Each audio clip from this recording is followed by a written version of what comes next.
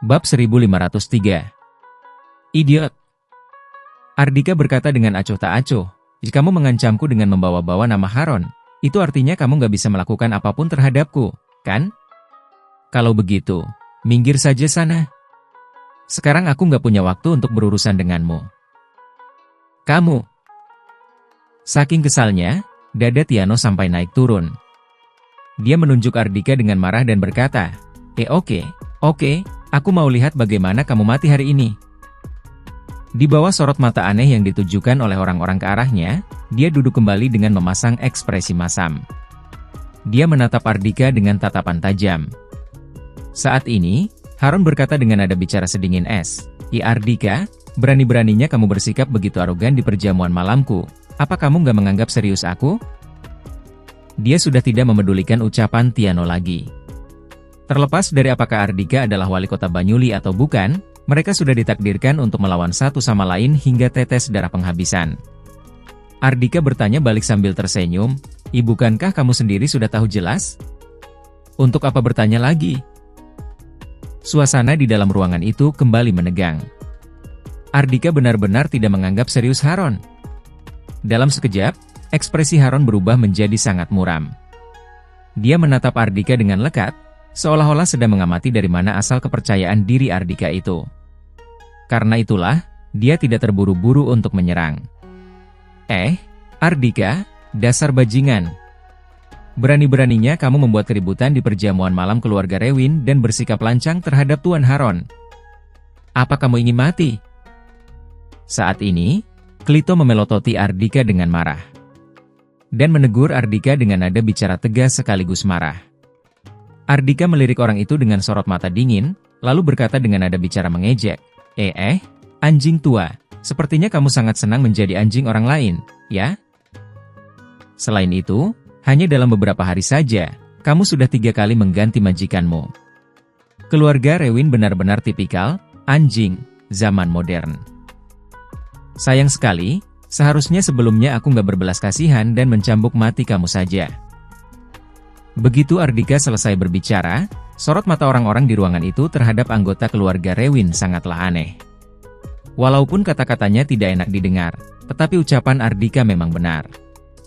Hanya dalam kurun waktu beberapa hari saja, keluarga Rewin telah berganti majikan sebanyak 3 kali, dimulai dari Wirhan, lalu Tisha, lalu sekarang Haron. Sikap tak tahu malu mereka benar-benar membuat orang lain menggelengkan kepala. Sementara itu, anggota keluarga Rewin kesal setengah mati mendengar ucapan Ardika. Diam. Kamu hanyalah seorang menantu benalu yang bertugas menuangkan air cuci kaki. Orang yang hanya bisa mengelabui orang lain sepertimu, gak berhak mengatai kami. Klito dan yang lainnya menunjuk sambil memaki Ardika. Gando, putra Klito, langsung berjalan maju dengan kesal, lalu menunjuk Ardika dan berkata dengan marah, Ardika, berani-beraninya kamu membuat keributan di kediaman keluarga Rewin. Apa kamu pikir kamu layak? Ardika melirik lawan bicaranya itu, lalu berkata dengan santai, jikalau bukan karena Haron, majikan kalian mengirimkan undangan untukku, aku benar-benar gak ingin datang ke tempat ini. Bagaimanapun juga, gak ada seorang pun yang suka menghabiskan waktu bersama sekelompok anjing. PFFFTT. Saking kesalnya, anggota keluarga Rewin sampai muntah darah. Mereka ingin sekali menerjang ke arah Ardika dan mencabik-cabik mulut pria itu. Gando marah besar. Ardika, kamu gak perlu berlagak hebat seperti itu. Tuan Haron mengundang wali kota, bukan seseorang yang hanya bisa menuangkan air cuci kaki. Orang sepertimu bahkan gak memenuhi kualifikasi untuk muncul di hadapan keluarga Rewin, apalagi berlagak hebat di hadapan Tuan Haron. Keluar sekarang. Keluar sekarang juga. Ardika tersenyum tipis dan berkata, apakah Haron, majikan kalian, ada menyuruhku pergi? Memangnya kamu siapa? Kenapa? Apa kamu sudah mengaku kamu takut pada Tuan Haron? Gando menatap Ardika sambil tertawa dingin. Jadi, jelas-jelas kamu gak diundang ke perjamuan malam ini, tapi kamu ingin tunduk pada Tuan Haron, juga takut malu. Itulah sebabnya kamu menyelinap masuk, kan? Haha, Ardika, apa kamu gak merasa tindakanmu itu sama seperti seorang idiot? Ada satu kalimat yang cocok untukmu. Setelah melakukan kesalahan, kamu harus menerima hukuman dengan patuh. Kamu ingin tunduk, tapi juga takut malu. Apa kamu pikir Tuan Haron akan memaafkanmu? Bab 1504. Kesempatan menjadi anjing. Mendengar ucapan Gando, anggota keluarga Rewin lainnya sangat setuju. Kalau orang biasa tahu Haron mengundang tokoh-tokoh hebat kota Banyuli untuk menargetkan diri sendiri, pasti akan ketakutan setengah mati dan segera tunduk. Ardika juga pasti bukan pengecualian. Bagaimanapun juga, reputasi Haron sangat luar biasa. Terlebih lagi, pria itu sangat arogan dan mengintimidasi. Dia bahkan tidak menganggap serius wali kota Banyuli. Sebelumnya, Ardika tidak tahu seberapa menakutkan Haron. Karena itulah, dia berani menyinggung Haron sedemikian rupanya.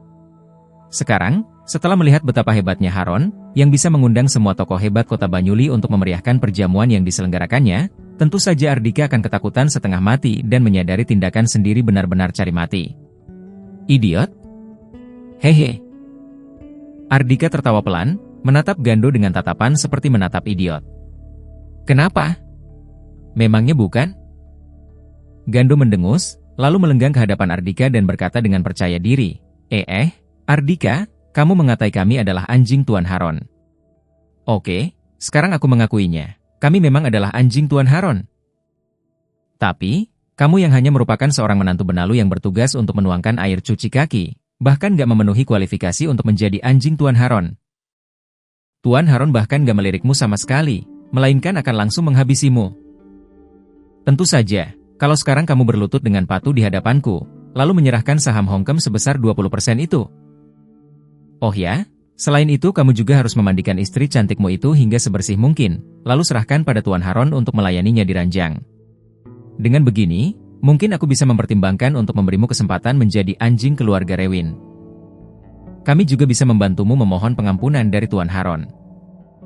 Gando sangat bangga, menatap Ardika dengan tatapan arogan. Hahaha. Mendengar ucapan itu, Klito, Sumalin dan yang lainnya langsung tertawa terbahak-bahak. Menantu benalu yang satu ini benar-benar bodoh. Jelas-jelas ingin tunduk pada Haron, tetapi demi harga diri, malah berani memprovokasi Haron dengan terang-terangan. Benar-benar cari mati.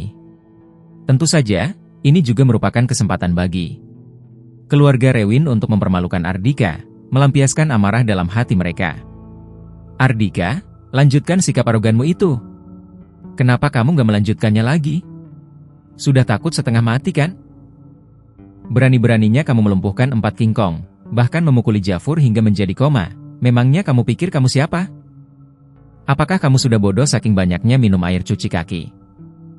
Sumalin, Klito dan yang lainnya terus-menerus melontarkan kata-kata ejekan dan sindiran pada Ardika. Sementara itu, sikap lancang mereka saat ini benar-benar terlihat sangat bodoh bagi orang-orang yang telah mengetahui identitas Ardika. Sumalin masih bisa dimaklumi. Bagaimanapun juga, dia berasal dari kota Gamiga. Namun, keluarga Rewin benar-benar adalah sekelompok orang bodoh. Bisa-bisanya mereka melewatkan kesempatan untuk menjalin hubungan dengan orang sehebat Ardika saat Ardika memutuskan untuk mendukung Hongkem. Sebaliknya, mereka malah menyinggung Ardika, berpihak pada Haron, bahkan mengatakan ingin menghabisi Ardika. Berapa banyak orang yang ingin didukung oleh sosok tuan yang satu itu, tetapi mereka tidak terpilih? Keluarga Rewin benar-benar lebih memilih sampah dan menyia-nyiakan sebongkah berlian. Ardika, kenapa kamu masih diam saja di sana? Cepat berlutut! Cepat berlutut! Apa kamu benar-benar sudah menjadi bodoh saking ketakutannya? Setelah melontarkan ejekan-ejekan pada Ardika, Sumalin dan yang lainnya menegur Ardika dengan volume suara keras. Haron menatap Ardika dengan tatapan dingin tanpa mengucapkan sepatah kata pun. Walaupun hari ini dia sudah bertekad untuk membunuh Ardika, tetapi kalau menantu benalu yang telah mempermalukannya berkali-kali hari ini, bisa berlutut dengan patuh di hadapannya, dipermalukan dengan semena-mena oleh keluarga Rewin seperti tidak punya harga diri. Dia juga tidak keberatan, melainkan merasa sangat puas. Tidak hanya ingin membunuh, dia juga ingin mempermalukan lawannya. Dibandingkan dengan membunuh Ardika, dia lebih ingin melihat Ardika dipermalukan. Melihat ekspresi senang Haron, Gando makin menjadi-jadi. Pecundang, cepat berlutut. Dia menegur dengan dingin, lalu mengulurkan lengannya untuk menekan bahu Ardika, ingin memaksa Ardika berlutut di lantai. Namun, kalau Ardika sendiri tidak ingin bergerak, mungkin tidak ada seorang pun di dunia ini yang bisa menggerakkannya. Bab 1505. Hanya butuh satu tamparan. Gando sudah mengerahkan seluruh kekuatannya. Namun, tubuh Ardika seakan-akan sudah tertancap dengan permukaan tanah, sama sekali tidak bergerak. Sial! Cepat berlutut! Gando merasa sangat malu. Sambil berteriak dengan marah, dia mengangkat lengannya, hendak melayangkan satu tamparan ke wajah Ardika. Sorot mata Ardika langsung berubah menjadi dingin. Dia mengangkat lengannya dan melayangkan satu tamparan ke arah lawannya. Plak! Begitu tamparan itu mendarat di wajah Gando, darah segar langsung muncrat dari mulut dan hidungnya. Gando bahkan tidak sempat bersuara. Tubuhnya sudah terpental seperti layang-layang yang putus, lalu membentur lantai dengan kuat, bahkan terpental lagi 2 kali. Namun, saat kejadian ini berlangsung, Gando bukan hanya tidak mengeluarkan suara sama sekali, bahkan kelopak matanya juga tidak terbuka. Suasana di dalam ruangan itu sangat hening. Semua orang membelalak kaget, menatap Ardika dengan tatapan terkejut. Berani-beraninya Ardika menyerang tepat di hadapan Haron? Apakah dia tahu apa yang sedang dia lakukan? Gando! Setelah tertegun cukup lama, Klito adalah orang pertama yang bereaksi. Sambil berteriak dengan marah, dia langsung menerjang ke hadapan putranya. Gando, apa kamu baik-baik saja? Gando, kamu baik-baik saja kan? Anggota keluarga Rewin lainnya juga tidak sempat membuat perhitungan dengan Ardika lagi. Satu persatu dari mereka segera maju untuk menghampiri Gando. Namun, terlepas dari seberapa keras upaya mereka untuk mengguncangnya dan berteriak memanggil namanya, Gando sama sekali tidak bergerak. Melihat Gando yang saat ini sudah tidak ada tanda-tanda kehidupan sama sekali, tiba-tiba saja sebuah pemikiran terlintas dalam benak Klito. Dia mengulurkan lengannya dengan gemetaran, lalu menempatkan jarinya di depan hidung Gando. Detik berikutnya, ekspresinya langsung berubah drastis. Ardika, kamu telah membunuh putraku. Klito langsung mengangkat kepalanya, memelototi Ardika dengan mata memerah dan berteriak dengan marah. Apa? Gando sudah mati. Semua orang menatap Ardika dengan tatapan sangat terkejut, bahkan Luna dan Tina juga menutupi mulut mereka. Ardika membunuh Gando tepat di hadapan banyak orang. Apakah Ardika tidak tahu apa konsekuensi atas perbuatannya itu? Berani-beraninya kamu membunuh orang di hadapan banyak orang. Kamu benar-benar hebat ya. Saat ini, Haron juga mengamati Ardika dengan sorot mata dingin. Kalau Ardika benar-benar terlibat dalam kasus pembunuhan, tanpa perlu dia turun tangan sendiri, Ardika juga pasti akan dihukum mati. Sambil tersenyum, dia melangkah maju dan berkata, minggir, biar kulihat. Selesai berbicara, dia langsung menendang Klito dan yang lainnya, lalu berjongkok, meraih pergelangan tangan Gando dan memeriksa denyut nadinya. Tak lama kemudian, Haron mengerutkan keningnya, tampak sedikit kecewa. Ardika juga mengangkat alisnya dengan sedikit keheranan. Ternyata si tua bangka ini punya keahlian juga. Sambil tersenyum tipis, dia menatap Haron dan berkata, bagaimana hasilnya? Apakah hasilnya membuatmu kecewa? Haron mendengus, dia bisa merasakan denyut nadi Gando yang sangat lemah. Gando masih belum mati. Saat ini, tiba-tiba sebuah ide terlintas dalam benaknya. Kilatan tajam melintas di matanya, lalu secara naluriah dia mengarahkan telapak tangannya untuk menutupi hidung dan mulut Gando. Haron, kamu ingin membunuh orang untuk membunuhku, ya? Tiba-tiba, Ardika berseru dengan dingin. Pergerakan Haron memang bisa tidak ketahuan orang lain, tetapi terlihat jelas oleh mata elang Ardika. Mendengar ucapannya, pergerakan tangan Haron langsung terhenti. Dia mendongak, menatap Ardika dengan sorot mata tak tertebak. Namun sesungguhnya, hatinya mengalami guncangan yang besar. Dia tidak menyangka Ardika bisa menyadari pergerakan kecilnya itu. Bocah yang satu ini tidak hanya ahli dalam bela diri, tetapi juga memiliki penglihatan yang tajam, sama sekali tidak kalah darinya yang sudah merupakan seorang ahli bela diri berpengalaman. Dia menjadi makin memandang tinggi Ardika. Haron, kusarankan sebaiknya kamu jangan punya pemikiran lain. Ardika berkata dengan tenang, Ya aku hanya membuat Gando dalam kondisi koma, sedangkan kamu langsung membunuh orang. Seharusnya kamu tahu bedanya sifat dari dua tindakan ini. Selain itu, aku melakukan ini karena ingin memberitahumu, kalau aku ingin membuat Jafur dalam kondisi koma, hanya butuh satu tamparan saja, nggak perlu menunggunya dimasukkan ke rumah sakit, baru membuatnya menjadi koma. Bab 1506. Kesempatan terakhir. Haron langsung membelalakan matanya, menatap Ardika dengan sorot mata yang tak tertebak. Kemudian, dia mengalihkan pandangannya dari Ardika, lalu melirik Sumalin, Klito dan yang lainnya dengan sorot mata dingin. Saat ini, mereka semua merasa gugup setengah mati, seolah-olah sudah ditargetkan oleh seekor binatang buas yang ganas.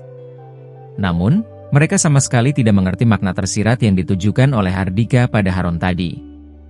Ardika, dasar bajingan. Gando hanya mengataimu beberapa patah kata lasar, tapi kamu malah langsung memukulnya hingga dia menjadi dalam kondisi koma. Kamu benar-benar kejam. Dengan mata memerah, Klito berdiri dan memelototi Ardika dengan tatapan penuh kebencian. Kemudian, dia langsung berlutut di hadapan Haron dan berteriak dengan sedih sekaligus putus asa. Tuan Haron, aku mohon turun tangan habisi Ardika. Kelak keluarga Rewin akan mengikuti semua ucapan Tuan dan melakukan apa saja untuk Tuan. Minggir sana. Namun, tanggapan yang diterimanya adalah tendangan tanpa belas kasihan dari Haron. PFFFTT. Sambil muntah darah, tubuh Klito terpental, lalu membentur lantai dengan keras. Tuan Haron? Ekspresi Sumalin langsung berubah, dia menatap Haron dengan tatapan bingung. Namun, detik berikutnya, Haron langsung melayangkan satu tamparan ke wajahnya dan membuat tubuhnya terpental. Situasi ini. Suasana di dalam ruangan itu sangat hening. Semua orang benar-benar tercengang. Bukankah Haron seharusnya menyerang Ardika? Mengapa sekarang dia malah menyerang Sumalin dan Klito yang merupakan anjingnya? Terlebih lagi, serangannya itu sangat kejam.